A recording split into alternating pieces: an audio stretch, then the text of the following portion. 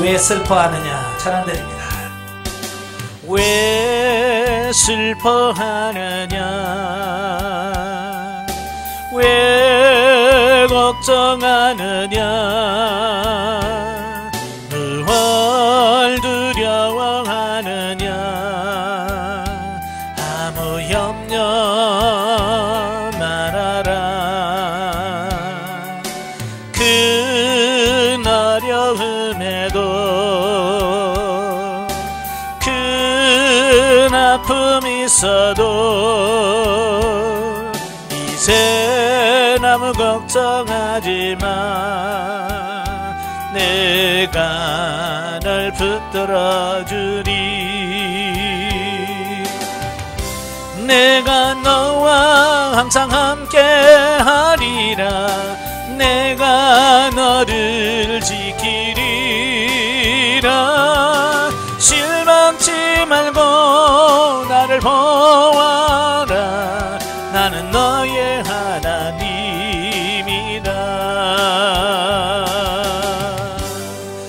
아멘. 기도하겠습니다. 은혜로우신 아버지, 왜 실망하느냐 왜 걱정하느냐고 말합니다. 우리가 하나님을 온전히 믿는다면 우리가 걱정할 일이 없는데, 우리가 믿음이 있다고 하면서도 역시 여전히 하나님을 온전히 믿지 못하는 우리 연약한 믿음을 긍휼히 여겨 주옵소서. 오늘도 영적 치유에 대한 말씀을 나눌 때에 정말 이 말씀이 우리 가슴에, 우리의 심령 속에 잘 새겨지게 하시고 우리 자신이 먼저 변화되어져가는 귀한 은혜가 있도록 도와주옵소서. 시종을 주님께 맡겨오며 예수님의 이름으로 감사하며 기도합나이다. 아멘. 예, 오늘 시간에는 영성과 영적 치유 두 번째 시간입니다. 예, 36페이지를 보시면 2장 영적 치유는 어떻게 역사하는가, 예, 이 부분을 같이 나누도록 하겠습니다. 지난 시간에 우리가 제1장 그리스도의 십자가 경험이라고 우리가 해서 1장을 나눴습니다만은, 우리는 십자가의 경험을 하지 않으면, 내가 죽어지지 않으면 여전히 우리는 뭐요? 죄악 가운데 살 수밖에 없고요. 예, 그렇게 살 수밖에 없어요. 그래서 오늘은 이제 어떻게 해서 우리가 영적인 치유가 일어나는가라고는 방법론적인 부분을 말씀해 줍니다. 자, 이 부분을 잘 기억하시면 좋을 것 같고요. 자, 본문 보겠습니다. 우리는 자신에 대하여 알기 위하여 우리가 어떻게 형성되어 있으며 어떻게 작용하는가에 대하여 명확한 개념을 정립할 필요가 있다. 우리의 생각과 감정과 행동들은 우리가 알고 있지 못할 수도 있으나 그것은 자기 정체성에서 나오는 것이다. 지난 시간에 말했죠. 자기 정체성은 곧 자아란 말이에요. 자아. 어떤 정체성을 갖고 있느냐, 어떤 자아를 갖고 있느냐에 따라서 모든 행동이 결정되어지는 거죠. 그래서 현재 우리의 행동과 반응들에 대한 우리의 기본 동기가 바로 정체성 기능이다. 어떤 다른 사람들에게 의하여 부여된 정체성이든지 우리 스스로 형성된 정체성이든지 그것이 부정적이든 긍정적이든 부정적이든 그것은 우리가 하는 결정이나 다른 사람과의 관계하는 법에 매우 큰 영향력을 행사한다. 그러니까 어떤 정체성이 형성되느냐, 어떤 자아가 형성되느냐에 따라서 우리의 모든 삶이 결정이 되어진다. 왜? 그게 미치는 영향이 굉장히 크다라고 하는 사실이에요. 우리는 근본적으로 영적인 존재들이므로 우리의 영적 정체성과 영적으로 주어진 지식이 우리의 심리적 또는 사회적인 기능에 미치는 영향에 대하여 알 필요가 있다. 나는 여러 해 동안 상담했던 사람들을 통하여 성경적 인간학 또는 인류학으로 신학계에 알려진 인간의 구성과 결합에 대한 지식이 매우 큰 도움이 됨을 알았다. 그러니까 인간론을 바르게 알아야 이런 치유자든지 이런 상담이 이루어질 수 있다는 거예요. 예. 그래서 제가 입문과정 두 번째 시간에 성경적 인간학에 대해서 강의를 했잖아요. 그 부분이 명확하게 인식이 되어 있어야 돼요. 예. 그래야 이 부분들을 정확하게 이해할 수 있는 거죠. 자, 물론 주장하는 여러 관점들이 있다. 그러나 여기서는 신약 성경에서 보여주는 관점으로 제안하여 모든 것을 설명하고자 한다. 중요한 두 곳의 성경 말씀은 사람이 세 부분으로 구성되어 있다는 사실을 보여준다. 이것이 삼분설이다. 그러니까 우리 인간을 구성하는 요소를 일원론이라고 그러죠. 그냥 하나다. 그다음에 이분설적으로 보는 경우가 있고 삼분설적으로 보는 경우가 있습니다. 그래서 인간론을 영적 치유를 하기 위해서는 우리 인간을 삼분설로 보는 것이 가장 좋다. 자, 그 말씀을 하고 있습니다. 그러니까 데살로니가전서 5장 23절에 보면 평강의 하나님이 친히 너희로 온전히 거룩하게 하시고 또 너희 온 영과 혼과 몸이 그랬죠? 영, 혼, 몸으로 구분했어요. 또 히브리서 4장 12절에 보면 하나님의 말씀은 살아있고 운동력이 있어 좌우의 날쌘 어떤 것보다 예리하여 혼과 영과 및 관절과 골수, 이 관절과 골수는 우리 육을 말하죠. 자, 이렇게 구성이 되어 있다라고 말합니다. 또 혼과 영에 관련된 다른 성경들도 많이 있지만 그리 예리하게 구분하고 있지 않다. 하지만 많은 말씀들에 대해서 영과 혼을 구별되는 것으로 언급하고 있다. 자, 우리가 보통 이 영과 혼을 구분을 잘 못합니다. 때문에 이분설적인 사고를 갖고 있는 분들은 이 혼을 영에다가 치부하는 사람이 많아요. 그래서 영과 혼을 같이 보는 경우가 많아요. 근데 아니란 말이에요. 분명히 영이 다르고 혼이 다르다고 하는 것을 보게 돼요. 특히 우리나라 사람들은 이 혼과 영에 대한 구분이 안 돼요. 왜냐면 옛날부터 쭉 내려오는 사고가 그래요. 그래서 보통 영혼이란 말을 같이 쓰지 영과 혼을 따로 쓰는 경우가 거의 없어요. 그죠? 사람이 죽었다, 영혼이 떠났네, 영혼이 뭐 어떻게 됐네, 영혼이 귀신이 됐네, 뭐 이렇잖아요. 그죠? 영과 혼에 대한 이런 구분이 우리나라의 그 기본 가치관에 없어요. 그러다 보니까 이 성경을 보면서도 많이 혼란스러운 경우가 많이 있어요. 저도 가끔 영에 대해서 영이라고 해야 되는데 영혼이라고 얘기하고 혼을 말할 때도 영혼이라고 얘기할 때가 많거든요. 하도 그 문화 속에 살다 보니까 그 개념이 모호해져 버린 거예요. 그러나 앞으로 영적인 삶을 살려면 영과 혼에 대한 부분을 분명하게 구분할 수 있어야 된다. 아시겠죠? 자, 예를 들어 예수님께서 십자가에 달려 계셨을 때 그 몸 안에 존재하면서 영이 떠나게 하기 위해 혼의 작용을 택하셨다. 바울은 기록했다. 주와 합하는 자는 한 영이니라 그랬죠. 자, 명백하게 혼과의 연합이 아니라 영과의 연합이라고 말하고 있습니다. 그러니까 사람이란 뭐냐? 정리해보면 사람은 한 영이다. 또 사람은 한 혼을 가졌다. 또 사람은 한 몸 안에 산다. 이걸 합쳐서 인간, 사람이라고 표현하는 겁니다. 그러니까 영만 사람이라고 하지 않고 혼만 사람이라고 하지 않고 몸만 사람이라고 하지 않는단 말이에요. 그러니까 영 따로 있고 혼 따로 있고 몸이 따로 있다는 거예요. 근데 이게 하나가 돼서 인간이다. 전인이라고 하는 말을 쓰는 거예요. 그래서 이 삼분설, 영과 혼과 몸이라고 하는 부분을 이해하지 못하면 이 영적 치유에 대해서 많이 혼란을 가질 수밖에 없다는 거예요. 그래서 본서의 중요한 관심은 우리의 진정한 정체성을 발견하고 심리학적인 문제들과 대인관계에서의 문제 증상들에 대하여 영적인 해결책을 찾아보려는 것이다. 그러므로 정체성 개념이 사람과 어떻게 연결되는지를 살펴볼 필요가 있다. 이를 위하여 아담과 함께 시작하고자 한다. 모든 문제들이 시작된 곳이 바로 아담이기 때문이다. 아담은 완전한 정체성을 가지고 있었다. 그리고 아담은 그 삶의 전 의미를 그의 하나님과의 관계 안에서 찾았다.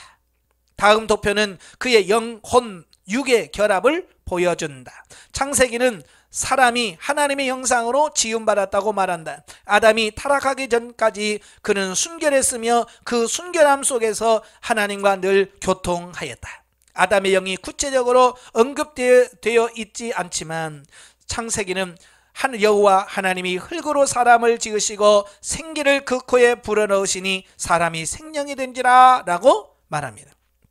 자, 밑에 그 그림을 한번 보세요. 도표 1. 타락 이전의 아담. 그러니까 하나님이 창조하셨고 아직 아담과 하와가 범죄하기 이전의 상태를 말합니다. 자, 영과 혼과 몸으로 구분이 되어 있죠. 자, 영은 누구와 관련돼요? 하나님과 관련되어 있는 게 영이에요. 그 다음에 혼은 어디와 관련되냐면 다른 사람들과 관련돼요. 그러니까 혼은 대인관계를 맺도록 되어 있습니다. 그 다음에 몸은 환경에 관련되어 있어요. 그래서 여기 보면 화살표가 이렇게 쭉 되어 있죠.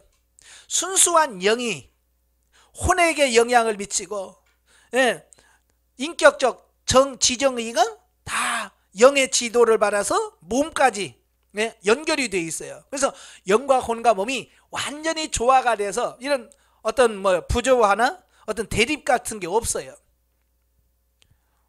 그러니까 아담이 범죄하기 이전에는 이런 인간이었어요. 그러니까 아무 문제가 없는 거예요. 마음이 불안하지도 않고요, 뭐 죄도 없고, 그러니까 늘 하나님과 함께 평안한 삶을 살 수가 있었다고 하는 거예요. 이 상태가 계속 유지됐으면 얼마나 좋겠어요. 예. 처음 창조됐을 때 영은 죄로 오염이 되지 않았다. 그죠? 처음부터 영은 오염된 게 아니에요. 예, 순수했어요. 그리고 아담은 초자연적인 수준으로 모든 기능을 발휘하며 살았다. 그죠? 범죄하기 이전에는요, 그 범죄하기 이전의 인간은 대단한 존재입니다. 예. 그 대표적인 예가 뭐냐? 동물들의 이름을 짓고 그랬어요. 동물들의 이름. 여러분 세상에 있는 동물들 이름 다 알아요? 이미 지어놓은 것도 우리는 몰라. 그죠? 이게 호랑이야, 표범이야, 뭐야? 예? 이미 지어놓은 것도 우리는 몰라. 근데 이 아담은요, 하나님께서 천지만물을 창조해 그 수만 가지 종류의 그 짐승들과 이런 걸 다 만들어 놓고 아담에게 보여주시는 거예요. 이게 뭐냐? 그러면 아담이 이름을 짓는 거예요. 넌 사자, 그러면 사자가 되고, 호랑이, 그러면 호랑이 되고, 너는 고양이, 그러면 고양이가 되는 거예요. 예. 그 수만 가지의 그 이름을 다 지을 정도로 대단한 존재가 인간이었어요. 근데 물론 이제 시간이 흘러가면서 이게 타락이 되고 퇴화가 되죠. 그래서 요즘에 요즘에는 안 그렇습니다만 예전에는 뭐 애들을 막 5, 6씩 낳잖아요. 뭐 10명씩 낳고 그랬잖아요. 혼의 지식이 대단한 거예요. 예. 그렇죠. 예. 그러니까 그때는 영혼 몸이 따로 이렇게 완전히 조화가 되니까, 예, 문제가 없지요. 아무 문제가 없습니다. 이제 범죄하고 난 이후가 문제인 거죠. 예, 자식이 한 10명쯤 되면 엄마들이 이름도 헷갈립니다. 그죠? 누구야 부르면 엉뚱한 애가 오고 그렇잖아요. 우리는 그 몇 명 안 되는 자식의 이름도 혼돈하는데 아담은 대단하잖아요. 세상에 있는 모든 짐승들의 이름을 다 지어줄 정도였으니까. 그리고 하나님께서 주신 과업들을 완성하는데 그 능력들을 사용했습니다. 자, 이 도표 안에 그 원 안의 화살표들은 갈등이 전혀 없는 영과 혼과 몸 사이의 상호작용과 교제를 보여줍니다. 그러니까 이 범죄하지 않을 때는 이 화살표가 그냥 이어졌어요. 그러니까 전혀 뭐 몸하고 영하고 갈등이 없고 영하고 혼의 갈등이 없고요. 전부 다 하나가 돼서 그냥 일치돼서 온전히 하나님의 뜻을 다 이루어드리는 그런 삶이 되어졌다 그 말이에요. 자, 밖으로 향한 화살표들은 하나님과 다른 사람들과 주변 환경과의 상호작용 관계를 보여준다. 도표는 또한 성경에 사용되고 언급되어 있는 다른 용어들과 함께 이것들은 한 사람의 전인성과 함께 사람의 내면 관계와 사람 사이의 상호 관계와 그 기능을 설명하는 데 좋다. 자, 아담에게 말씀하지요. 하나님이 선악을 알게 하는 나무의 실과는 먹지 말라. 내가 먹는 날에는 정령 반드시 죽으리라 그랬어요. 이게 첫 번째 하나님과 아담이 맺은 행위 언약이에요. 예. 그런데 아담과 이브가 그 하나님의 명령을 어기게 됐잖아요. 그죠? 먹었어요. 그날에 어떤 종류의 죽음이 들어왔나? 이게 이제 중요한 겁니다. 반드시 죽으리라 그랬거든요. 이걸 먹는다는 정령 죽으리라 그랬어요. 근데 분명한 것은 그때 죽은 것은 육체의 죽음이 아니었다는 거예요. 그죠? 만약에 그때 육체의 죽음이었다면 아담과 하와가 그때 죽었어야죠. 근데 여전히 아담은 살아있고 하와도 살아있었어요. 나중에 애들도 낳고요. 계속 인류는 계속 왔습니다. 그때 죽은 것은 육이 죽은 거예요? 영이 죽은 거예요? 그렇죠. 영이 죽은 거라 그 말이에요. 아담과 이브의 혼들은 심리적으로 계속 기능들을 하고 있었다. 이들이 범한 죄의 결과로 나중에 육체적인 죽음이 일어났지만 다른 종류의 죽음이 바로 그날 들어왔어요. 그 죽음이 뭐냐? 영적 죽음이었다라는 거예요. 그러니까 성경의 나머지 부분들은 이 사건의 결과를 잘 설명해 주고 있습니다. 자, 도표 2는 타락한 후의 인류를 보여주고 있습니다. 그러니까 도표 1은 타락 이전의 인간의 모습이라면 도표 2는 범죄한 이후. 자, 여길 보면 혼은 우리의 자아의식 혹은 다른 사람과의 관계를 맺는 매개체로서 사실상 우리의 심리적인 부분을 작용하고 있습니다. 그러니까 이 혼은 우리의 심리적인 작용을 하고요, 영은 우리가 하나님을 의식하는 부분이야. 영적 작용을 합니다. 또 하나님과의 관계를 맺는 구조적인 면이 영이고요.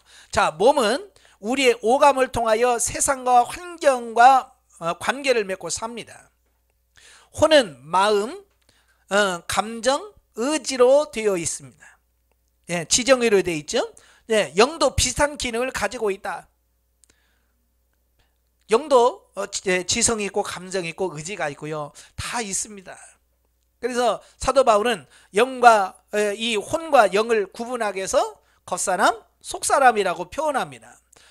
왜 속사람, 겉사람이라고 표현할까? 이 사람이라고 말할 때는 영, 혼, 몸, 이 인격적인 부분을 갖춰줘야 사람이라고 할 수 있는 거거든요. 그래서 사도 바울은 영도 인격체로 완벽한 하나의 몸을 가지고 있다. 그래서 겉사람, 속사람이라고 표현하는 겁니다. 바로 이 부분을 우리가 잘 기억하셔야 돼요. 자, 도표 2를 보겠습니다. 뭐 하나님과 관련되고 이건 똑같습니다만은, 자, 영적 하나님을 의식하게 된다. 그걸 태어나면서 거듭나지 않은 영. 예, 범죄한 이후에는 사람이 인간에 태어날 때 거듭나서 영이 거듭나서 태어나는 것이 아니라 죽은 영이 태어나는 거예요. 그 다음에 혼은 마음, 감정, 의지라고 이제 지정이, 이 심리적인 작용을 하는데 자의식을 합니다. 그리고 몸은 생리적 세상을 의식하고요, 환경과 관련이 돼 있다 그랬죠. 자, 그 밑에 보면 도표 2에서 몸과 혼 사이에 화살표가 보여주는 것 같이 내 분비 호르몬 불균형이나 다른 질병들과 같은 신체적인 문제들이 우리의 감정 상태에 나쁜 영향을 줄 수 있다. 자, 영은 혼과 연결이 돼 있죠. 그죠? 그 다음에 몸은 혼과 연결이 돼 있어요. 자, 이 부분을 아까는 어땠어요? 영에서부터 혼을 거쳐서 몸까지 영향이 미쳤죠. 근데 이제는 영적인 부분이 혼만 연결이 돼 있고요, 혼은 몸과만 연결이 돼 있어요. 이게 전인이 우리 영과 혼과 몸이 하나가 돼야 되는데 이게 하나 되지 못하고 이게 나눠지는, 바로 이런 부분을 보게 되는 거예요. 그러다 보니까 자, 이것에서 이제 몸에 불균형이 일어나게 되고 이런 부분을 통해서 서로 나쁜 영향을 끼치게 되는, 자, 이런 부분을 보게 돼요. 이와 같이 또한 우리는 긴 기간의 심리적 증세들이 우리의 영적 생활에 영향을 주고 하나님과 동행하는 삶에 방해를 줄 수 있다. 영적으로 조화를 이루지 못하게 됨이 심리적 문제, 증세들을 만들어낼 수 있으며 가정시킬 수 있다.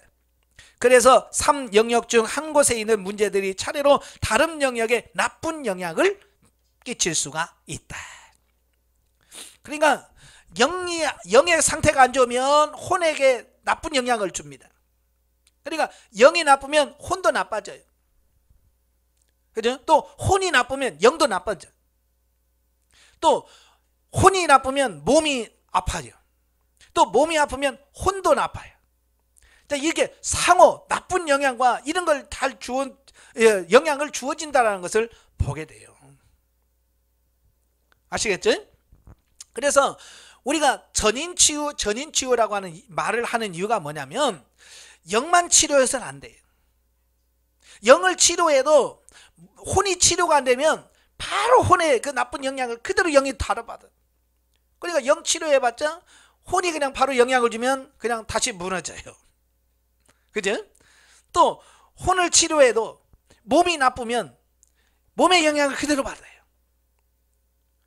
또 반대로 몸을 병원에 가서 열심히 수술하고 뭘 치료해놔 봐요. 혼이 나쁘면 다시 금방 나빠져 버려요. 그래서 어느 한 분만 치료받고는 안 돼요. 영과 혼과 몸, 이 세 부분이 완벽하게 치유가 되어야, 전인 치유가 돼야 그때가 되어지더라라는 사실을 보게 돼요. 이해가 되시죠? 자, 우리가 영과 몸과 혼의 몸의 기능들을 여러 가지로 보여주고 있다. 또 각 영역에 필요한 것들과 문제들에 대하여 필요한 이해를 위해서 계속해서 우리는 원영의 도표를 잘 참조해야 된다. 물론 모든 것의 첫째가 되고 중요한 것은 하나님과 우리의 실제적인 관계이다. 예. 가장 중요한 것은 뭐예요? 하나님과 나와의 영과의 관계입니다. 그러니까 하나님과 우리 사이에 실제적인 인격적 관계가 없다면 이 책이 가르치는 모든 내용은 헛된 미사옥에 지나지 않을 것이다. 첫째되는 인격적 관계와 그에 부수되는 모든 것은 영과 관계되면 그것은 구원이란 용어로 설명된다. 예, 내 영이 하나님과 관계가 끊어져서 죽은 영이죠. 근데 하나님과 관계가 되어지면 뭐예요? 이제 하나님과 나와의 관계가 혈정이 되어지면 그걸 뭐라고 그래요? 구원받았다라고 표현한다는 거예요. 그러니까 영이 사느냐 죽느냐, 이거 어찌 보면 구원을 받느냐 구원받지 못하느냐가 결정되어지는 아주 중요한 문제라는 거예요. 그래서 첫째가 되고 가장 중요한 게 바로 영이 하나님과 관계가 있냐 없냐, 이 구원이 결정이 되어진다. 그 다음에 도표 2에서 새롭게 주목하듯이 가운데 작은 원이 있다. 이것은 사람이 타락한 후에 육체가 되었다는 사실을 보여준다. 이것은 그곳으로부터 자아중심의 삶을 살아왔음을 의미한다. 자, 아까 도표 1에 보면 가운데 동그라미 자아가 있어요 없어요? 38페이지 도표에 없지요? 예, 31페이지 도표 1번에 보면 없어요. 근데 40페이지 보면 가운데 동그라미가 있고 그 안에 자아가 들어있어요. 이게 뭐냐? 범죄하고 타락한 이후에 이 사람의 삶의 중심에 자아가 딱 형성이 돼서 이게 딱 중심을 잡고 있는 거예요. 그래서 자아가 모든 삶에 영향을 미쳐요. 영에게도 혼에게도 몸에게도 이 자아가 중심이 돼서 살아가는 이 부분을 보여주는 거예요. 그래서 창세기 6장 3절에 뭐라고 말씀하냐면 여호와께서 가라사대 나의 신이 영원히 사람과 함께 하지 아니하리니 이는 그들이 육체가 됨이라 그랬죠. 예, 육체가 돼버렸다. 저 육체가 됐다라고 하는 말은 결국 짐승과 같은 삶. 예, 짐승이 뭐요? 짐승은 하나님과 관계가 없잖아요. 그죠? 그래서 본능적으로 사는 거예요. 마찬가지로 우리가 영이 하나님과 관계가 멀어져서 죽으면 그렇게 자아가 중심이 되고 짐승 같은 삶을 살 수밖에 없다는 것을 보여주는 거예요. 자, 이 책의 전 내용을 통하여 육체와 자아란 말을 서로 바꿔가면서 사용되는데 이는 자기 자신의 자원들로 살아가고 있는 신자의 중심을 나타낸다. 예를 들면 자아라는 말이 사용될 때 개인 인격과 동일한 뜻으로 이해해서는 안 된다. 예, 그러니까 자아하고 혼은 다르다는 거예요. 같은 것은 아니란 말이에요. 물론 자아는 혼 안에서 혼적인 작용을 통해서 자아가 형성이 돼요. 그러나 혼하고 자아는 같은 것이다? 아니에요. 자, 원중앙에는 S 자아는 아담이 위치적으로 육체, 즉 자아 중심의 사람이 되었으므로 우리도 똑같은 환경 속에서 태어나 이 세상에 들어왔다. 예, 그러니까 우리가 태어나면 아까 그 처음 도표가 아니라 도표 2로 태어난다는 말이에요. 그래서 말 안 해도 자아가 중심이 돼서 자기 뜻대로 사는 거예요. 어디서 배워서 그러는 게 아니에요. 이미 우리 DNA 속에 그런 부분이 나와 있는 거예요. 자, 나중에 우리는 이 자아 중심의 이치가 신자의 상태로서 사용됨을 보게 될 것이다. 이게 타락의 시점에서 아담과 이브의 정체성은 하나님을 떠나 사단과 관련된 자신들에게도 옮겨진다. 그들의 문제는 자신들이 저지른 죄의 개인적 행동에 국한된 것이 아니라 이제는 생명이 아니면 죽음이라는 완전히 다른 영역으로 들어와 있다는 사실이다. 그들은 각각 작동하는 영을 가지고 있었지만 하나님을 향하여서가 아니라 사단을 향하여 기능하고 있었다. 우리는 모두 하나님을 향하여는 죽고 사단을 향하여는 산 영이 되었다. 자, 이게 중요한 거예요. 우리는 하나님에 대하여 살아 있어야 되는데 하나님을 향하여는 죽었고 사단을 향하여는 살아있는 거예요. 그러니까 이건 마귀적이고 사단의 종이고 사단이 원하는 대로 살아가는 삶이 자아중심적인 삶이다 라고 볼 수 있는 거예요. 자, 그런 사람에게는 맨 먼저 필요한 게 뭐냐? 구원이 이루어져야 돼. 왜냐하면 자아중심으로 살면 결과는 사망이잖아요. 죽음이에요. 그래서 그 사람을 건져내는 게 뭐냐? 그게 구원이다. 자, 구원은 그리스도께로 회심, 거듭남, 새롭게 됨, 구원받음, 그리스도를 구주와 주인으로 믿음, 그리스도를 인정함, 그리스도를 영접함과 같이 여러 가지로 정의될 수 있다. 그래서 구원은 뭐냐? 그리스도 안에서 개인적 믿음을 통해 하나님과 인격적인 관계로 들어가는 것이다. 그러니까 내가 구원받았다라고 하는 말은 하나님 없이 살던 내가 이제 하나님과 관계를 맺고 이제 하나님과 연결되어서 하나님과 인격적 교제를 나누는 그 단계로 들어갔다. 자, 그게 구원이라고 하는 거예요. 그래서 무엇보다도 예수 그리스도께서 우리의 삶 가운데 오시지 않으면 우리에게 필요한 변화가 있을 수 없다. 주님께서 우리의 삶 가운데서 들어오시면 영적인 탄생이 일어난다.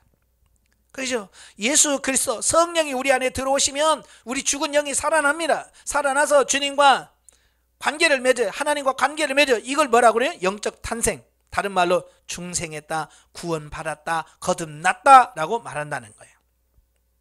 그러면 끝인가요? 아니죠. 얘는 중생은 어떤 영적인 삶, 신앙생활의 출발점이지 끝은 아니에요. 제가 늘 설명을 합니다. 사람이 태어났다고 해서 인생이 끝난 게 아니에요. 우리가 출생은 뭐냐? 우리 인생의 출발점이에요. 시작에 불과한 거예요. 그래서 태어난 아이는 계속해서 자라고 성장해야 되는 것처럼 우리의 영도 자라고 성장해야 된다라고 말씀해 주고 있습니다. 그래서 뭐라고 그래? 그러나 이것은 그리스도 안에서의 삶의 첫걸음에 불과하다. 그러니까 나는 거듭났어요, 나는 다 됐어요가 아니란 말이에요.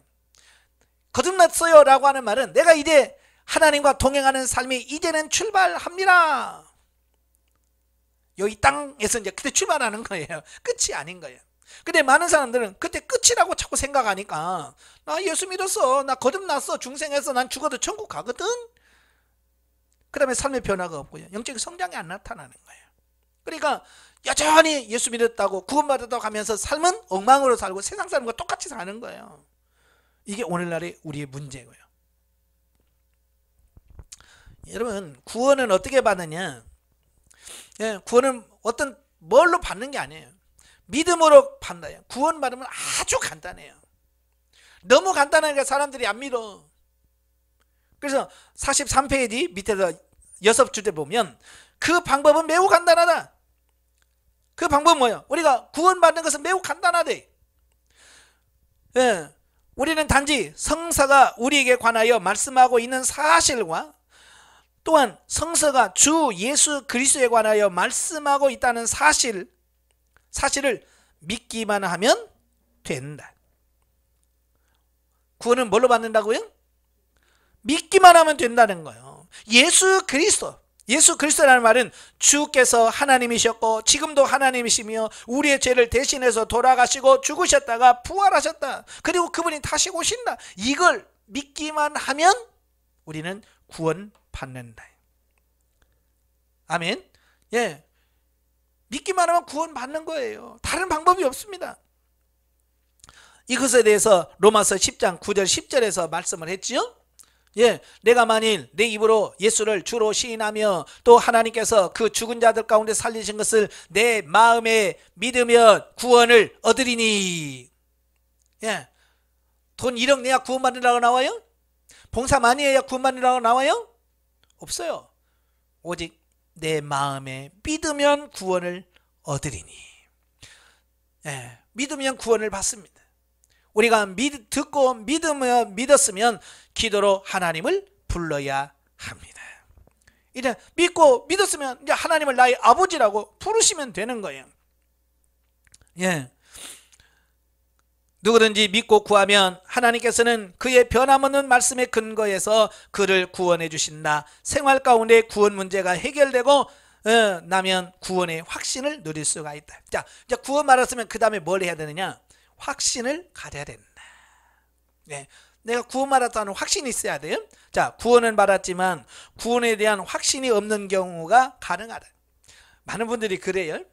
교회 다니면서도 구원에 대한 확신이 없어요. 정말 당신이 구원 받았냐? 예? 천국 갈 수 있냐? 그래도 글쎄, 이런 분들이 많거든요. 예, 왜냐하면 구원을 못 받았다는 말이 아니라 확신이 없다는 얘기겠죠. 자, 구원의 확신은 요동치는 감정이 아닌 성경 말씀의 사실에 기초를 둬야 한다. 왜 대부분의 사람들이 왜 구원 받았습니까? 그러면 글쎄, 그러냐면 감정에다 기초를 두고 있기 때문에 그래요. 그래서 막 기도하고 찬송하고 설교 듣고 아멘, 그럴 때는 구원 받은 것 같아. 그러다가 세상에 나가서 직장 생활하면 내가 지금 구원 받았나? 왜냐하면 그들은 감정에다가 기준을 두기 때문에 그래요. 감정이라는 것은 이거 뭐 손 뒤집어지지, 이게 수시로 바뀌는 게 감정이에요. 그러니까 그 감정 위에다가 구원의 확신을 넣을 수는 없어요. 영원토록 변하지 않는 하나님의 말씀에 기초를 해야 된다. 아시겠죠? 왜? 성경에서 이미 말씀하고 있으니까요. 대부분의 신경성 환자들은 무엇을 믿으려 하기보다는 느끼려 함으로 사실을 왜곡되이 해석하기 쉽다. 그러니까 신경성 질환이 있는 분들 있잖아요. 예? 이런 분들은요, 믿으려고 하지 않고요, 자꾸 뭔가를 왜곡해서 해석을 하려고 하는 거예요. 자기 생각대로 뭘 이래서 그럴 것 같아요, 이래서 저럴 것 같아요 라고 자꾸 사실을 왜곡시키는 경우가 많아요. 그래서 그들의 감정들이 구원에 문제에 있어서 믿을만 하다는 것을 믿지 않으려고 합니다. 여러분, 구원을 의심하는 것과 머리로 의심하는 것과 구원 못 받았다고 느끼는 것, 감정 사이에는 심한 차이가 있다는 거예요. 확신이 부족한 대부분의 사람들은 구원을 못 받았다라고 뭘로 느껴요? 감정적으로 느낀다라고 하는 사실이에요. 예. 그래서 감정적인 걸 가지고 구원 받았니 못 받았니 이걸 따지면 안 됩니다. 아까 그랬죠. 감정이 아니라 뭐라고요? 말씀이 기준이 되야 된다. 그래서 45페이지 밑에 네 번째 줄에 보면 모든 믿는 자들에게 선포하는 성경 말씀이 우리가 영생을 가졌음을 알아야 된다라고 우리에게 말하고 있습니다. 예, 성경에서 이미 너희가 영생을 얻었고, 예, 이미 영생을 얻었고요. 과거형이에요. 앞으로 영생을 얻을 거다라고 말하고 있지 않아요. 하나님은 그의 말씀대로 받아들이고 단순하게 그 말씀 안에 인식하는 것은 조금도 주제 넘는 일이 아니다. 그죠? 하나님의 말씀을 그대로 받고 믿고 의식하는, 이건 뭐 주제 넘는 게 아니에요. 우리가 하나님의 말씀을 있는 그대로 그냥 받아들일 때 확신을 갖게 되는, 그 말씀은 그냥 그대로 영생을 얻었고 아멘 하고 받아들이면 돼요. 그 확신은 그거는 거예요. 그러면 확신 후에 우리는 사실 속에서 안정감을 누릴 수 있게 된다. 내가 확신을 다 가지면 그 다음부터 하나님의 보장, 안정이 우리에게 주어집니다. 자, 보장. 하나님과 우리와의 관계는 끊을 수 없는 영원한 관계이다. 다시 말해서 우리는 하나님과의 관계에 있어서 안전한 것이다. 그러나 주님과의 영원한 관계를 사실로 인식하고 신뢰하지 못할 때 평안을 가질 수가 없다. 예, 이걸 믿지 못하면 평안을 누릴 수가 없다는 거예요. 골로새 3장 3절에서 너희 생명이 그리스도와 함께 하나님 안에 감추었느니라 라고 말씀하고 있다. 만일 이러한 사실을 우리가 깨닫지 못하면 구원을 잃을까 두려워하면서 확신이 흔들리게 된다. 한편 구원을 잃을까 두려움이 있으면 구원을 유지하기 위해서 선행과 같은 어떤 행위를 하려는 노력을 하게 된다. 그 결과 은혜에 의한 생활은 끊어지고 율법에 의한 생활이 시작된다. 그러니까요, 이 구원의 확신이 없는 사람들은 혹시 구원을 잃으면 어떡하지? 그죠? 예. 천국 갈 때 주님이 나 넌 몰라. 그러면 어떡하지? 자, 그래서 막 불안한 거예요. 그래서 그 불안한 것을 잠재우기 위해서 뭘로 하느냐? 자꾸 선행을 하는 거예요. 하나님, 착한 일 할게요. 이런 거지. 그러니까 구원의 확신이 없는 천주교인들은 뭘 많이 하라고 그래요? 착한 일 많이 하라고 그래요.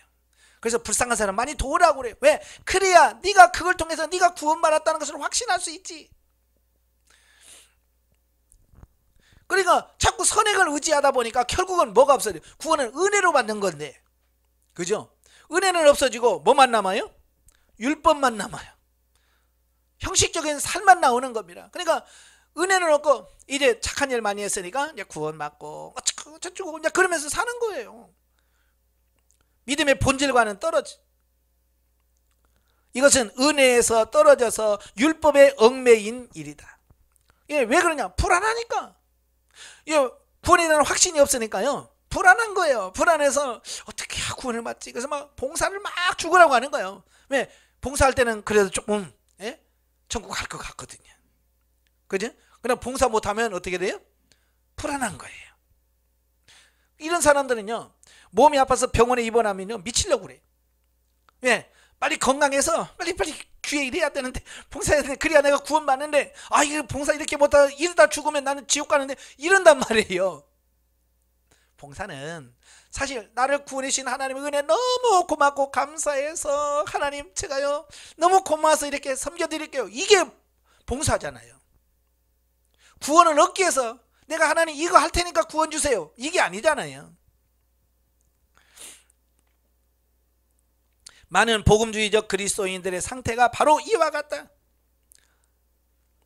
은혜로 구원을 받았지만 생활은 율법에 얽매여 있다. 오늘 많은 크리스천들이 구원을 은혜로 받아놓고요, 삶은 율법주의로 살아가는 거예요. 그래서 주일날 뭐 하면 안 되네, 뭐 하면 안 돼요, 뭐 하면 안 돼요, 뭐 하면 안 됩니다. 맨날 안 돼요, 안 돼요, 안 돼요만 하고 사는 거예요. 그러니 무슨 행복이 있습니까? 이것은 적어도 그들의 하나님을 아는 지식이 부족하다는 사실을 겉으로 드러낸 거다. 구원의 안전한 보장은 견고히 하지 아니하는 한 예수 그리스도와의 관계에 있어서 결코 성숙하지 못한다. 그러니까 그리스도 안에 믿음으로 이런 보장, 확신을 갖고 내가 누리지 못하면 영적으로 성장하지 못하는 겁니다.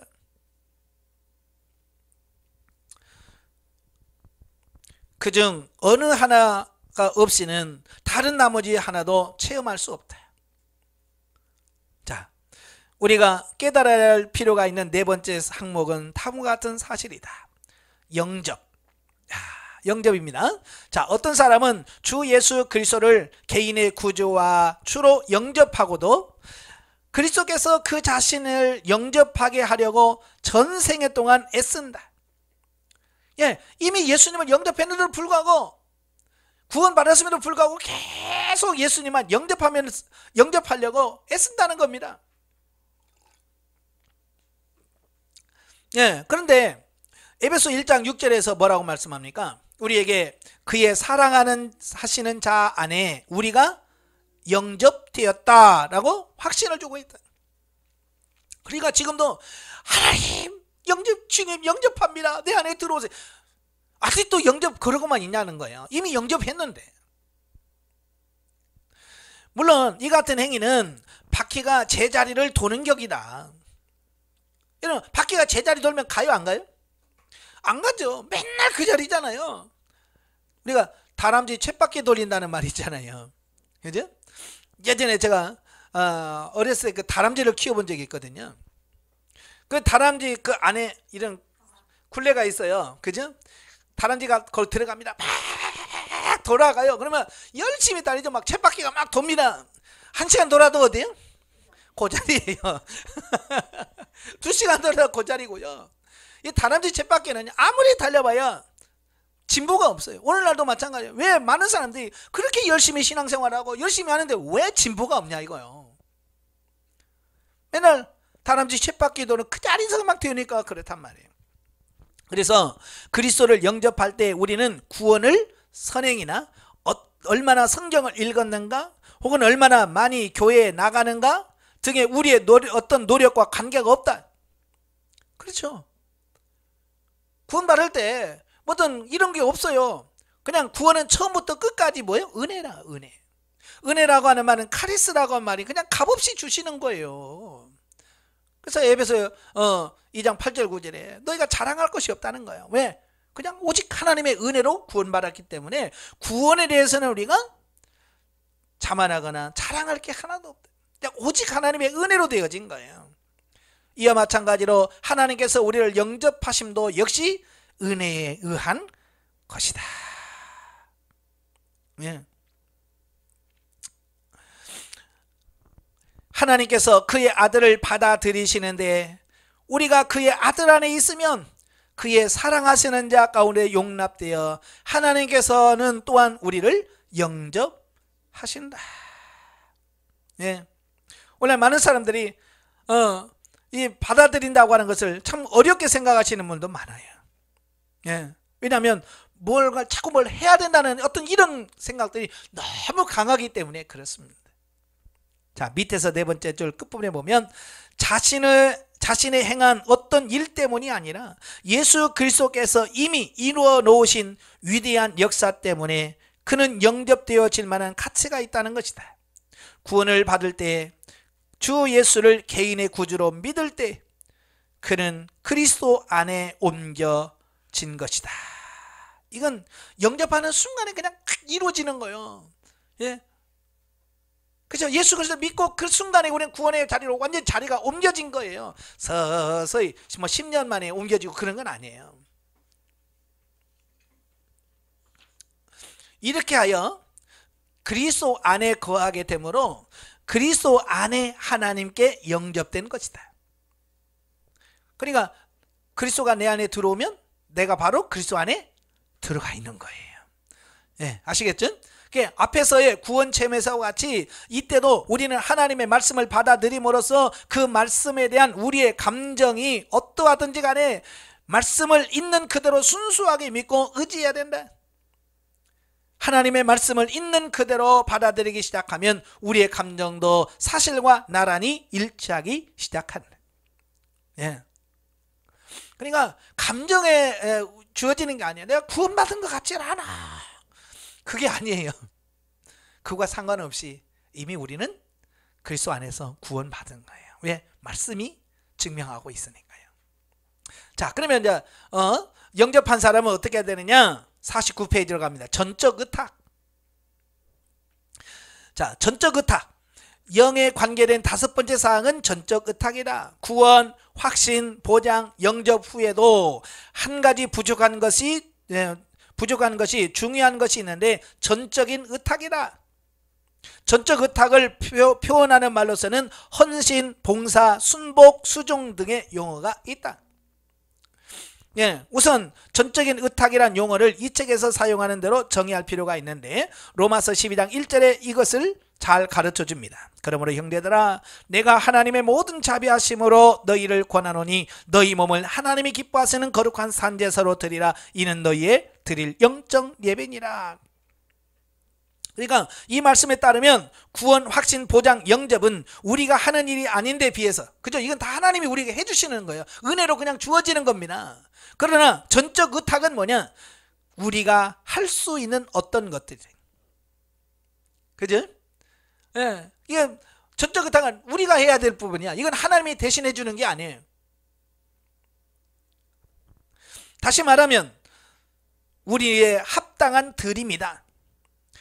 이는 의지의 행위인데 이 세상의 어떤 것보다도 아버지의 뜻이, 비록 그것이 무엇을 의미하든지 간에 우리의 삶관에서 온전히 이루어지기를 원한다고 의식적으로 시인하는 것이다. 우리는 우리 인생에 대한 하나님의 특별한 목적을 알지 못한다. 그러나 일단 우리의 삶을 온전히 하나님께 의탁하고 나면 그분이 모든 것을 이루기 시작하신다.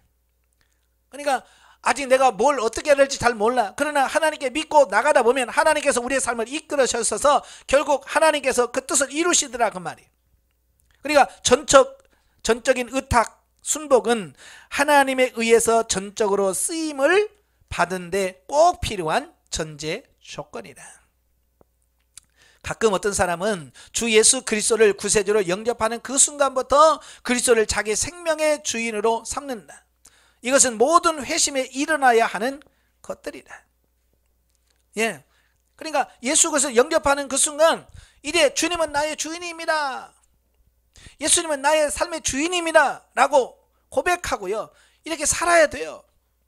이건 모두가 다 해야 될 일들이에요.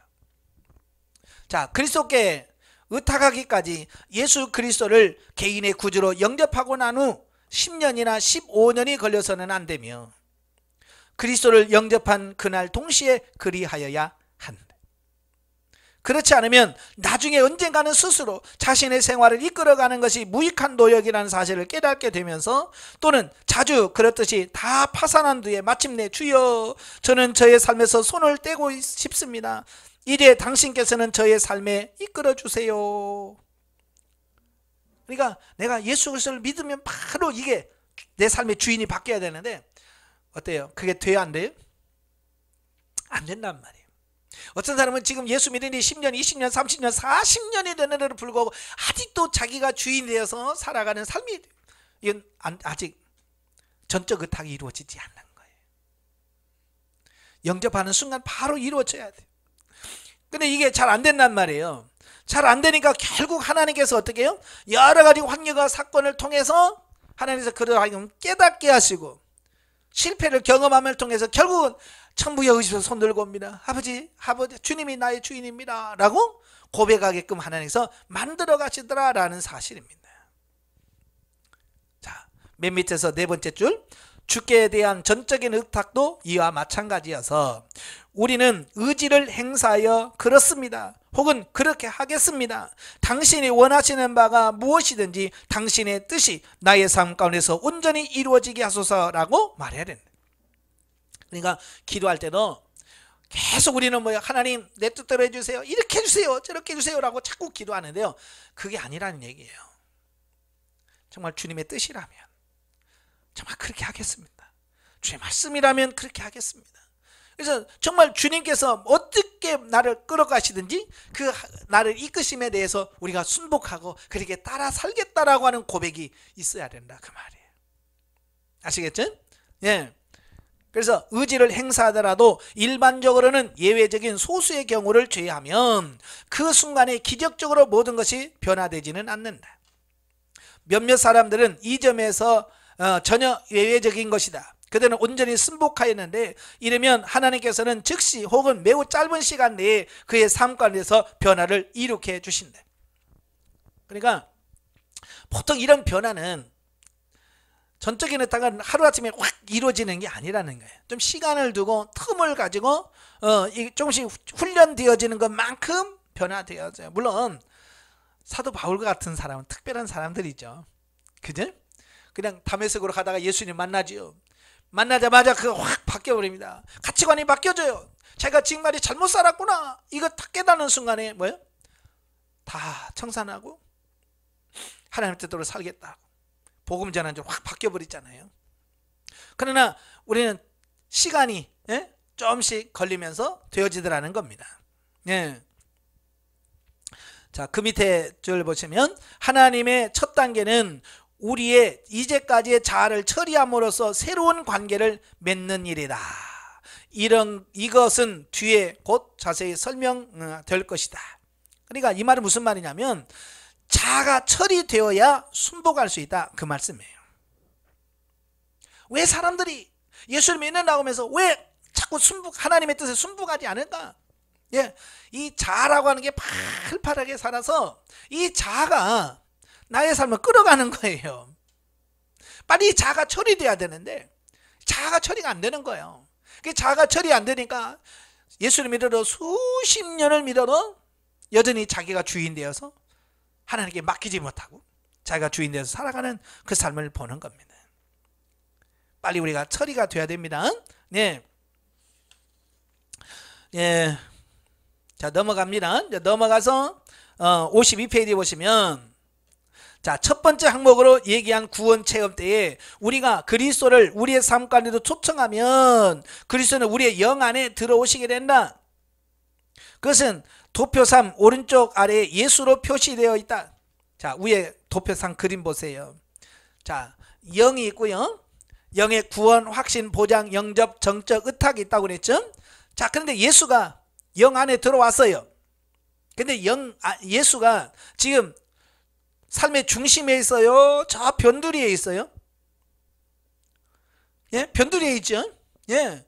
예수님이 우리 영 안에 들어와서 거듭나긴 했어요. 중생을 했어요. 그런데 예수님이 우리의 중심에 들어오지 않고 여전히 자아가 중심에 들어와 있고 예수는 저 변방에 있는 거예요. 자, 이게 중요한 거예요. 그리스도께서 우리의 삶 속에서 계시지만 삶의 중심이 되지 못한 채 우리 안에 거하시는 경우가 있다. 비극적이지만 이것은 대다수의 그리스도인의 현실이다. 지금 대다수의 그리스도인들이 이렇게 살고 있다는 말이에요. 예수 안 믿냐? 믿어요. 예수가 우리 영 안에 들어왔니? 거듭났냐? 됐어요. 예수가 우리 안에 들어왔어요. 근데 문제는 뭐냐? 예수님의 중심에 들어오지 못하고 여전히 저기 밖에 있다는 말이에요. 육신 중심의 삶을 살고 있어요. 왜 그럴까? 왜 그럴까? 이제 그게 중요한 거예요. 왜 예수님의 중심에 들어오지 못하고 왜 변방에 있을까? 실제로 사람들은 살아가기에 너무 바빴어요. 생활의 수레바퀴가 매우 빨리 돌아가기 때문에 그리스도께서 원심력에 의해서 생활의 한 모퉁이에 밀려나는 일이 많다. 주님을 위하여 너무 바쁘게 일하는 바람에 주님과 함께 보낼 시간이 없는 사람도 역시 이와 같다. 그 결과 그리스도에서 삶의 중심이 되지 못한다. 왜 예수님이 중심에 못 들었냐? 너무 바쁘게 살아서 그렇다. 너무 바쁘게 살아서. 아마 여러분 이런 비유를 알겠지만 여러분 세탁기 중에 통돌이라고 있어요. 통돌이는 통이 돌아가면서 세탁을 하는 거지. 청소를 그 세탁을 다 하고 나서 그 빨래를 넣으려고 이렇게 보면 세탁기 안에 빨래들이 어떻게 하고 있어요? 가운데 모여 있어요? 가에 다 붙어 있어요? 그죠? 가에 다 붙어 있어요, 벽에. 왜냐? 이 통돌이가 팽 돌아가는 말이에요. 그죠? 너무 빨리 도니까 이 빨래들이 무게에 의해서 전부 다 밖에 다 붙어 있어요. 바로 오늘 우리의 마찬가지. 예수님이 중심에 들어와야 되는데 우리가 너무 바쁘게 사니까 예수님이 가운데 들어올 수가 없는 거야. 그래서 예수님은 저 변방에서밖에 머물 수 없는 어떤 이런 부분들을 보게 되는 거예요. 그래서 영성훈련하면 너무 바쁘게 살면 안 돼요. 근데 지금 사람들은요 너무 바쁘거든요. 사실 놀면서도 맨날 그 입술에 뭐라고 그래? 바빠 죽겠네. 바빠. 여러분 직장 다니고 직장 안 다니고 애만 보는 사람 어때요? 시간 많을 거라고 생각하지요. 그죠? 근데 물어보면 뭐라고 그래? 바빠 미치겠어 그래요. 물어볼 때 뭐 직장 다니면서 뭐 애 보면서 뭘 바빠? 라고 말할 수 있지만 그 사람은 뭐요? 바쁘다. 바빠. 그럽니다. 그러면 직장도 안 다니고 집에서 맨날 있는 사람한테 요즘 한가하죠? 그럼 뭐라고 그래? 바빠요 그래. 아마 집사님 권사님도 물어보면 바쁘다고 그럴 거야. 뭐 하냐고 물으면 몰라 바빠. 우리 마음이요 분주해요. 사실 한 것도 없거든요. 그런데도 바빠. 그러니까 예수님이 우리 중심에 못 들어오는 거예요. 사실 저도 이 바쁘다는 말이 입에서 그냥 살았어요. 맨날 목사님은 바빠요 바빠. 뭐 하는데요? 이거 몰라 뭔지 바빠. 근데 어느 날 주님께서 저를 찾아오셨어요. 찾아오셔서 저에게 하신 말씀이 그거예요. 야, 바쁘다고 느껴지는 그것은 감정일 뿐이다 그러시는 거예요. 진짜 일이 바빠서 바쁜 게 아니고 내가 늘 바빠 하는 그 감정에 속아서 바쁘지도 않으면서 바쁘다라고 생각한다는 거예요. 아시겠죠? 그래서 그 주님의 말씀을 듣고 내가 하루 종일 한 게 뭐지? 하고 이렇게 다 적어봤어요. 아침에 일어나서 몇 시부터 몇 시까지 뭐하고 몇 시까지 몇 시간 해보니까요 한 게 별로 없어요. 아침밥 먹고 새벽에 일어나서 새벽 기도하고 아침밥 먹고 성경 읽고 뭐 그 다음에 점심 먹고 또 뭐하고 하는데 보니까 별로 바쁠 일이 아니더라고요. 그죠? 그냥 천천히 해도 될 것 같아. 그런데 우리는 이 마음이 감정이 막 바쁘다 보니까 그거 하면서도 늘 바쁜 거야. 성경 읽으면서 바빠 빨리빨리 읽어야 되는데 이거 바쁘네. 빨리 뭐 이거 읽고 뭘 해야 되는데 바쁘네. 그 바쁘다는 감정 때문에 속아. 그래서 하나님 이 바쁘다는 감정을 십자가에서 처리시켜 주세요라고 주님 앞에 기도했어요. 그러니까 그 바쁘다는 감정이 확 사라지더라고요. 그 다음부터 느껴지는 게 뭐냐면 시간이 안 가요. 시간이 그렇게 안 가. 예전에는 그냥 아침 먹고 눈 몇 번 깜빡깜빡하면 점심 먹을 시간이 어휴 점심 먹으네 어휴 그럼 점심 사딱 먹고 또 뭐 좀 하다 보면 또 어휴 또 저녁 먹을 시간이네. 맨날 그렇게 살았거든요. 그런데 지금은 아침밥을 먹고 한참 먼 일을 해도 아직도 뭐 10시밖에 안 됐네. 또 열심히 막 많은 일을 하고 아휴 이제서 이제 점심 먹을 시간이구나. 여유가 생겨버리는 감정을 처리하니까 그래요. 여러분도 바쁘다는 감정을 처리하십시오. 그래야 여러분이 차분하게 예수님이 여러분의 삶의 중심에 올 수 있습니다. 자, 그러나 하나님께서 우리의 생활 가운데 허락하시는 시험과 역경을 통하여 이 생활의 수레바퀴가 날카로운 소리를 내며 급히 정지하도록 허락하실 때도 있다. 이게 무슨 말이냐면요, 우리가 너무 바쁘게 살아서 예수님 우리 안에 중심에 들어올 수가 없어요. 그럼 예수님의 중심에 들어오려고 하면 뭐예요? 예, 멈추는 길밖에 없어요. 멈춰야만 중앙에 들어올 수 있는 거예요. 그래서 하나님께서 우리가 막 바쁘게 살아가는 이 상황 속에 하나님께서 강제로 멈추게 하시는 거예요. 그 강제로 멈추게 하는 게 뭐예요? 고난이죠. 어떤 사람은 몸을 아프게 만들어버려요. 근데 몸이 아파서 병원에 누워있는 거야. 그러면 그때서야 차분하게 내가 바보같이 살았구나. 이렇게 병원에 그냥 쉬어도 다 돌아가는 것을. 그죠? 근데 그러기 전까지 내가 없으면, 자기가 없으면 막 가정이 무너져 버릴 거고, 자기가 회사 안 나가면 회사가 문을 닫을 것 같고. 사실 아파서 일주일 누워봤어요. 회사 돌아가요, 안 돌아가요? 잘 돌아갑니다. 내가 병원에 열흘 있어봐도 교회 잘 돌아가더라고요. 예, 바로 이런 거야. 그러니까 정지시켜놔야 그때서야 내가 없어도 되는구나. 그래서 주님, 내 삶의 주인은 주님이 되세요 라고 멈춰준 상황 속에서 바꿔줄 수 있는 거예요. 그래서 하나님께서 종종 우리의 육체의 질병을 주셔서 멈추게 하시고, 또 사업을 하시는 분들은 사업을 망하게 하셔서 오할 때도 없고, 그래서 편안하게 쉬다가 하나님을 만나게 하고요. 자, 이렇게 되는 거예요. 그때에서 비로소 화살표가 나타난 바와 같이 그리스도께서 생활 중심으로 향하여 움직일 수 있게 된다. 자, 도표 3 보세요. 자, 멈추게 되면 화살표가 어떻게 됐어요? 안쪽으로 이렇게 쭉쭉쭉 돼 있죠? 예, 바쁘면 예수님 바깥으로 몰리죠. 근데 멈추면 밖에 계시던 그 주님이 중심으로 가게 되어지더라, 그 말입니다. 자, 그래서 그리스도께서 생활의 중심이 되지 못하면 다른 어떤 것이 우리 중심에 온다. 즉 우리 생활의 원동력이 될 정도로 중요한 어떤 것이나 어떤 사람이 삶의 중심이 된다. 자, 문제는 뭐냐면 예수님이 중심에 와야 되는데 예수님이 중심에 안 오면, 다른 것이나 어떤 사람이 대신 그 자리에 들어온다는 거예요. 이게 문제예요. 그냥 비어있으면 되는데 다른 것으로 채웁니다. 왜? 불안하거든요. 그래서 예를 들면 이런 거예요. 예수님이 중심에 들어오지 않으면 집이 중심이 돼요. 그래서 막 어떤 신앙생활 하신 분들은 막 집을 사야 돼, 집을 넓혀야 돼, 막 그래서 막 집 모든 것을 집에다가 맞추는 사람들이 있어요. 그죠? 예? 그냥 입만 열면 집. 예? 어떻게 아파트 사지, 어떻게 사나, 막 이런 것만 생각하는. 왜? 중심에 뭐가 들어왔어요? 예수님 대신에 집이 들어와서 그래요. 또 요즘에 뭐 애완묘 키우는 사람 많지요.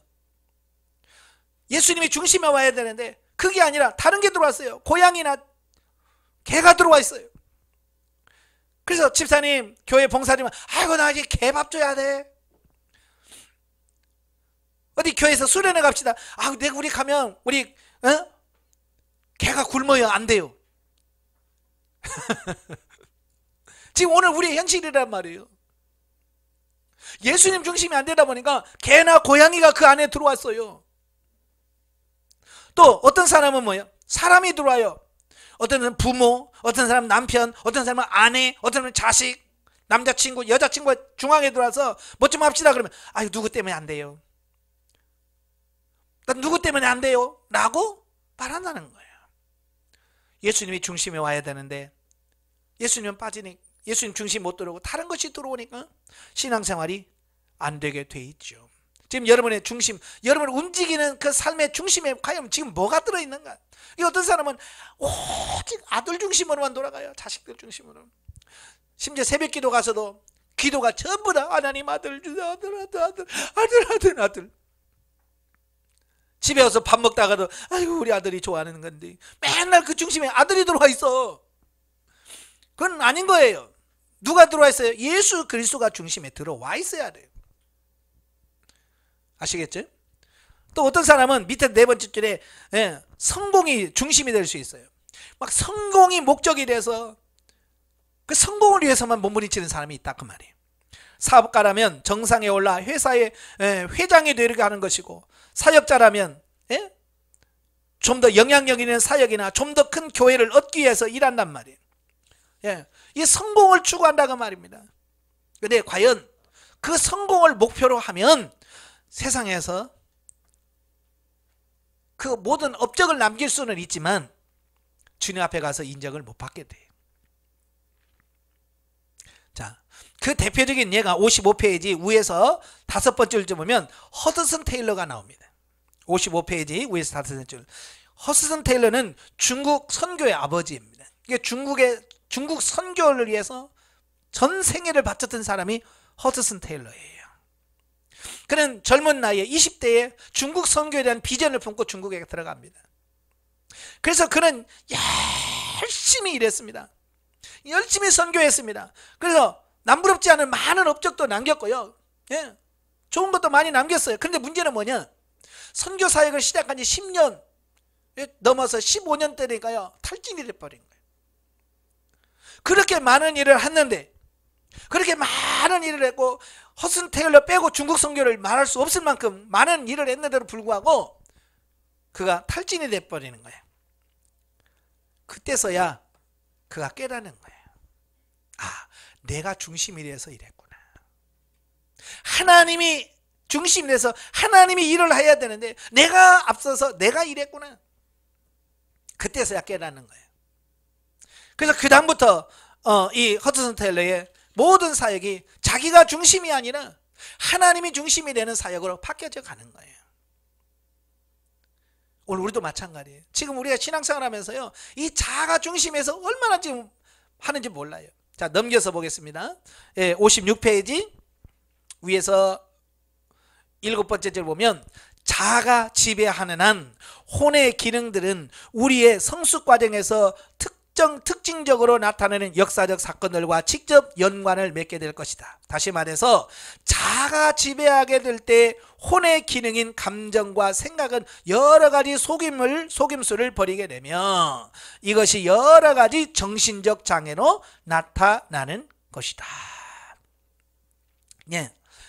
예수님이 중심이 되면 정신적인 안정과 보장과 확신과 이런 게 나오는데요, 자아가 중심이고 혼이 중심이 되다 보니까요 정신적 장애가 나타나기 시작하는 거예요. 아시겠죠? 바로 이제 그 부분을 57페이지에서 설명하고 있어요. 자, 혼은 심리적 기능들을 살펴보면서 자아가 중심이 되어 있는 한 사람이 마주치게 될 필연과 장애들을 살펴보고자 한다. 자, 자아가 중심된 사람이 제일 먼저 나오는 게 뭐냐? 열등감이에요. 열등감. 우리가 1장에서 열등감 살펴봤죠? 열등감은 뭐야? 다른 사람은 내가 못하다, 무능하다라고 느껴지는 감정을 말하거든요. 이것은 대부분은 아니더라도 많은 사람들에게 적잖게 고통을 주고 있다. 어떤 사람은 열등감이 매우 심해서 대인관계에 있어서 지장을 받는다. 또 이것은 업무에 있어서 장애가 되어 어떤 임무를 부여받았을 때 그 일을 착수하기까지 자신과 투쟁해야 하는 어려움을 겪을 정도가 된다. 그렇죠. 이 열등감이 있는 사람은요, 무슨 일을 할 때 항상 어려워요. 교회에서도 보면 그래요. 집사님 이것 좀 하시죠. 아, 저는 못해요. 저는 능력이 없어요. 막 나는 부족해요. 라고 이렇게 막 빼는 사람이 있어요. 이 겸손한 걸까요? 겸손해서 그런 게 아니라 열등감이 있어서 그래요. 그래서 우리가 이런 것을 봤을 때 정말 내가 정말 겸손해서 사양을 하는 건지 아니면 열등감 속에서 나오는 건지 이 부분을 보셔야 돼요. 자, 진짜 부족해서 못한 사람은 맡겨줘도 못하는 것은 이건 진짜 부족한 거예요. 근데 대부분은 나 못해요 그런데 일상 맡겨놓으면 잘해. 그죠? 맡겨놓으면 잘해. 이 사람은 뭐냐? 열등감이 있다는 얘기예요. 다시 말하면 감정과 생각이 일치하지 않는다. 우리가 항상 지식적으로 뭐냐? 이 머리로는 자기 자신이 부족하다, 열등하지 않다는 것은 알고 있지만 감정적으로는 열등하다고 느끼는 거예요. 그러니까 감정이 늘 나는 열등하다라는 느낌을 갖는다는 거예요. 그런 사람은 어떤 방법으로든지 반드시 열등감을 보상해야 하기 때문에 매우 심각한 정서적 문제들이 생기게 됩니다. 그래서 이 열등감이 있는 사람들은 감정적인, 정서적인 여러 가지 문제를 발휘하게 되고요. 그 다음에 나온 게 뭐냐? 불안감입니다. 불안감.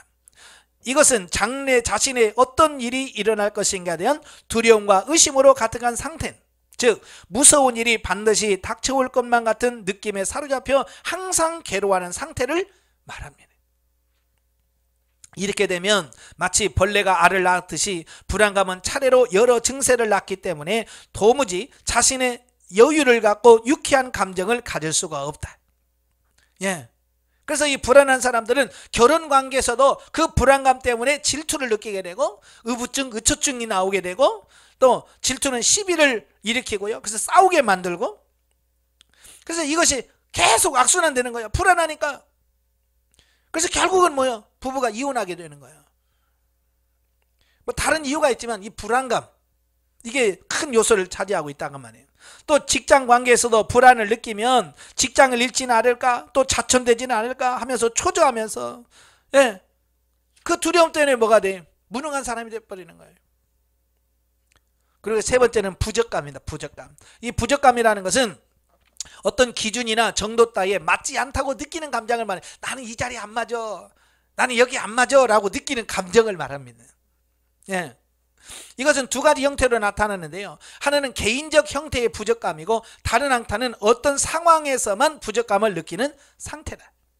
개인적 부적감은 열등감과 비슷한 현상으로서 거의 모든 상황에서 자신이 생활을 꾸려나가기에 전적으로 부적합한 존재라고 느끼는 것을 말합니다. 그러니까 이 사람은 모든 부분에서 나는 여기 안 맞아 라고 느낀다는 거예요. 그러니까 결혼해서도 나는 시댁에 안 어울리는 사람이야. 직장에도 난 이 직장에 안 어울려. 그래서 모든 생활을 할 수 없는 무능력한 사람이 돼버리는 거예요. 그 다음에 어떤 사람은 어느 특정한 상황에서만 부적감을 느끼는 경우가 있습니다.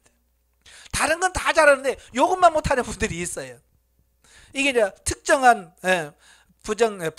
부적감인데요.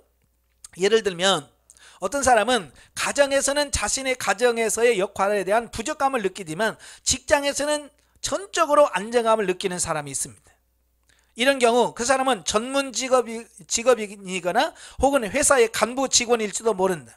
그는 또 직장에서 평판이 좋다, 그는 존경을 받고 그래서 자신이 훌륭하다고 느끼는 그런 상황 속에서 마음이 편하기 때문에 직장에서 10시간 내지 12시간씩 일하면서 근무 시간을 초과합니다. 그러니까 직장에서는 인정받아, 저 사람 일 잘해요, 대단해요 라고 말하는데 문제는 뭐냐? 집에 들어오면 못하는 집에 들어오면 일을 못하는 거예요. 집에 들어오면 아내하고 싸워, 자식하고도 관계가 안 좋아. 그러니까 이 사람은 틈만 나면 뭐예요? 나 출근 가버려. 직장에 가버려. 왜? 직장에 가야 자기가 편안하고 거기서는 안식을 누릴 수 있는 거야. 왜? 거기서는 자기가 부족감을 못 느끼는 거예요. 근데 집만에 가면 뭐 어울리지를 못하는 거예요. 아내와도 안 어울리고 자식들하고 어울리지를 못하는 거예요. 그러니까 결국 불편한 거예요. 불편하니까 어때요? 일 핑계대고 직장에 가버려요. 그러니까 일 중독자가 될 수도 있고요. 이 가정을 포기하고 오직 직장만을 위해서 사는, 지금도 많은 사람들이 많아요. 상담하다 보면 예, 그런 분들이 많아요. 그러니까 뭐라고 해요? 직장에서 진짜 잘해요. 직장만 잘해. 그러니까 이런 사람은 가정이 깨질 수 있어요. 다른 사람들 보면 왜 이혼해? 그렇게 일 잘하는 사람이, 착실한 사람이 그렇게 보일 수 있어요. 그건 밖에서만 보니까. 그냥 가정생활은 엉망이죠. 그렇죠? 집은 아내 혼자 하는 게 아니잖아요. 같이 해야 되잖아요. 또 반대로 되는 사람이 있어요. 반대로 가정에서는 진짜 잘해. 남편의 역할도 잘하고 애들한테도 잘하고 잘 놀아. 근데 직장에서 적응을 못하는 사람이 있어요. 직장을 못 다녀. 애하고는 관계가 좋아. 이게 뭐냐? 직장의 부족감을 갖고 있는 사람들이에요. 예. 그러니까 참 사람마다 이게 다양하게 다른 이런 부분이 있어요. 그죠? 그래서 나는 어디 갈 때 제일 불편한가? 그걸 빨리 보시면서 내가 이 부분에서는 부족감을 느끼고 있구나. 그래서 그걸 극복해 가셔야 돼. 아시겠죠? 근데 우리는 나 거기 가면 싫어. 특별히 우리 여성분들은 시집에 가는 걸 그렇게 힘들어 하잖아요. 그래서 어떡하든지 안 가려고. 예. 왜냐하면 시댁에 가면 불편하거든요. 그게 부족감을 느끼는 거야. 근데 그걸 극복해서 처리를 해야 되는데 자꾸 안 가려고 하니까 어때요? 점점 멀어질 수밖에 없고. 자, 그렇게 되어지는 거예요. 이건 극복하셔야 돼. 그 다음에 네 번째가 죄책감입니다. 그래, 죄를 지으면 거기에 대한 책임감을 느끼고 어떤 이런 죄책감이죠. 근데 이건 두 가지예요. 하나는 뭐냐? 사실적인 죄의식. 사실적인 뭐냐면 진짜 자기가 죄를 짓고 이걸 내가 죄를 지었구나 느끼는 거하고, 상상적 죄책감이 있습니다. 이 상상적이라는 것은 늘 생각 속에서, 늘 죄의식 속에서 살아가는 어떤 이런 사람들을 보게 됩니다. 예, 그래서 상상적인 죄의식은 다른 사람들부터 사랑과 용납의 부족에서 생기는 경우가 많다. 예, 그러니까 어렸을 때 그 충분한 사랑을 받지 못하고 부모로부터 매맞거나 고아로 버린 사람들, 이런 사람들은요, 이 상상적인 죄의식을 느끼는 거예요. 맨날. 그래서 나는 부족해, 나는 죄인이야. 그래서 맨날 그 죄인 속에서, 죄책감 속에서 살아간다, 그 말입니다. 평생 동안 그를 사고. 그래서 이건 빨리 벗어나야 됩니다. 아시겠죠? 예. 그 다음에 넘겨서 60페이지 보시면, 예, 마지막으로 일반의 범주인 염려와 의심, 두려움에 대해서 살펴보자. 정신적으로 혼란되어 있을 때 염려하기 쉽다. 그러나 성경은 뭐라고 해요? 아무것도 염려하지 말고 모든 일에 기도와 간구로 너희 구할 것을 감사함으로 아뢰라. 그랬죠. 예, 대부분의 사람들은 이를 무시한 채 모든 것을 염려하며 삽니다. 심지어 염려하는 것이 자랑인 것처럼 나는 왜 이렇게 걱정이 많은지 몰라. 그러면서 사는 거예요. 예. 그래서 염려하면 뭐가 생기냐? 의심이 생겨요. 염려 속에서 의심이 생기고요. 또 다른 사람들은 얼마나 나를 사랑할까? 다른 사람을 의식하고요. 또 하나님께서는 정말로 살아 계실까? 하나님께서 정말로 우리를 필요한 것을 채워 주실까라는 의심을 하면서 안다라고 초조합니다. 그래서 결국 염려는 불안과 두려움을 낳게 됩니다. 예. 그래서 그 두려움은 결국 뭘 가져오냐면 공포증을 가져옵니다. 그래서 요즘 고소공포증이라든지 이런 폐쇄공포증이나 이런 걸 많이 하거든요. 그러니까 어떤 상황이 되면 그걸 극복을 못 하는 거예요. 예. 몇 년 전에 베트남에 갔어요.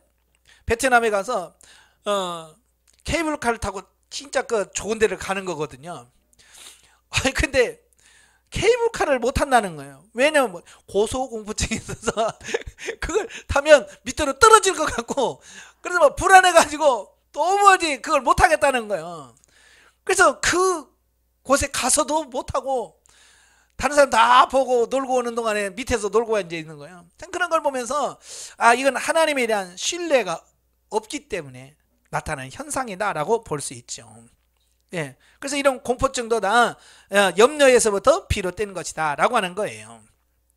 자, 61페이지 보시면, 자, 우리의 내적 자아 속에 이러한 것들이 진전되어 상호 간의 작용을 미치면 그것은 내적 혼란이 일어난다. 내적 욕구 좌절의 가정이나 직장에서 문제 혹은 여타 역경에서 오는 외적인 스트레스가 합세되어 상태는 더욱 복잡해진다. 그러니까 이런 염려나 이런 곳에서 외부에서 오는 스트레스가 이게 하나가 돼요. 이게 하나가 되면 그때부터는 이게 복잡한 현상들이 나타나게 되어지더라 라고 하는 겁니다. 그래서 항목표 원형 도표 5에서 항목을 빙 둘러 그 결과로 욕구좌절이라고 이름 붙인 항목을 보게 되는데요. 이 욕구좌절은 자아의 직접적인 억압합니다. 그 결과 골프 치는 것과 비슷하여 설명할 수 있다. 공이 정통으로 중심에 맞으면 아주 멀리 간다. 반면에 중심에 맞지 않으면 그리 멀리 날아가지 못한다. 자아가 왕성히 살아있을 때 욕구자리에 들어오면 자동적으로 적대감이란 강한 감정이 튀어나온다. 그렇게 분노한 사람은 무엇을 손으로 치고 싶고 던지고 싶어 하는 것이다. 그러니까 욕구자절이 오면, 이 욕구자절이 오면 이게 여기서 강한 감정이 나와서 순간적으로 뭐예요? 상 업고 물건 던지고, 그죠?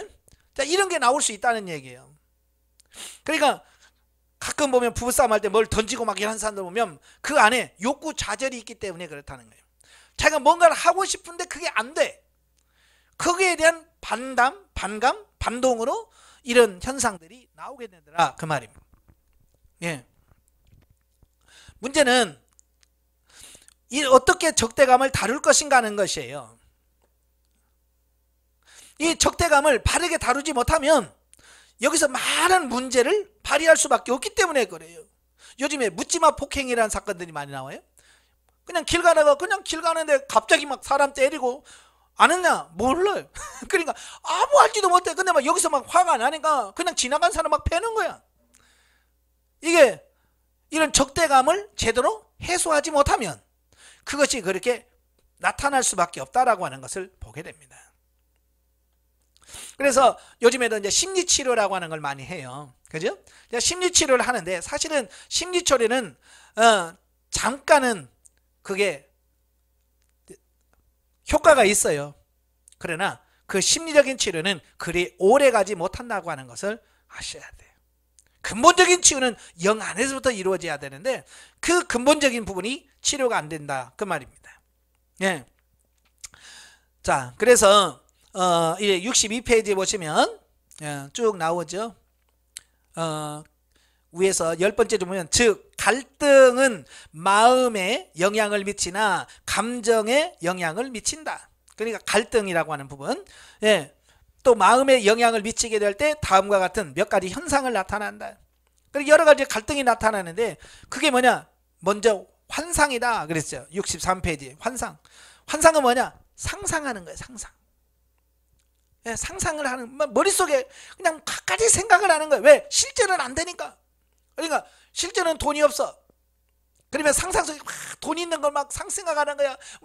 상상 속에서 재벌이 돼가지고 막 좋은 차 타고 막 비행기 막 타고 다니고 막 이런 걸 꿈을 꾸는 거예요. 상상으로. 이게 갈등에서 나타나는 하나의 현상이에요.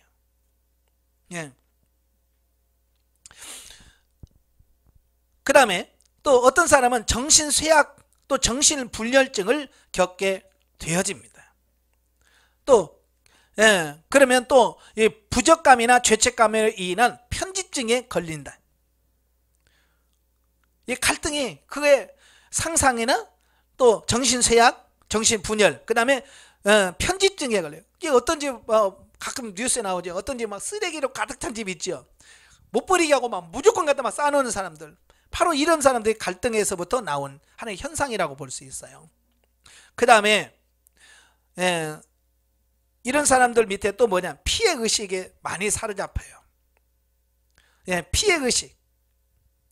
그래서 이 사람들은요, 다른 사람들에게 피해를 내가 받고 있다라고 생각하는 거예요. 그래서 다른 사람들을 공격하거나 정말 너무 많이 힘들어하는 어떤 이런 부분들을 많이 보게 됩니다. 자, 그래서 이런 혼적인 부분이 치유가 안 되어지면 우리가 힘들 수밖에 없다는 것을 보게 돼요. 그래서 그 뒤에가 참 중요한 부분들이 많은데 좀 시간이 많으면 쭉 다 나누고 싶은데 예, 다음 주에 이어서 할까요? 네, 그래요. 그래서 오늘은 여기까지만 하겠습니다. 63페이지까지만 하고요. 왜냐하면 다음이 훨씬 더 중요한 부분이 있거든요. 그래서 다음 주에 이어서 64페이지도 하도록 하겠습니다. 네, 기도하겠습니다. 은혜로우신 아버지 감사합니다. 우리가 정말로 예수 그리스도가 나의 삶의 중심에 오셔야 우리가 넉넉히 승리하며 살 수 있는데 우리는 여전히 내 자아가 주인이 되어서 살다 보니까 여러 가지 이런 일들이 우리에게 탕날 수밖에 없습니다. 주님, 우리를 긍휼히 여겨 주옵소서. 우리를 불쌍히 여겨 주옵소서. 우리가 정말로 하나님 앞에 바로 서는 우리가 되어지게 하시옵소서. 예수님의 이름으로 감사하며 기도합나이다. 아멘. 하나님 감사드립니다.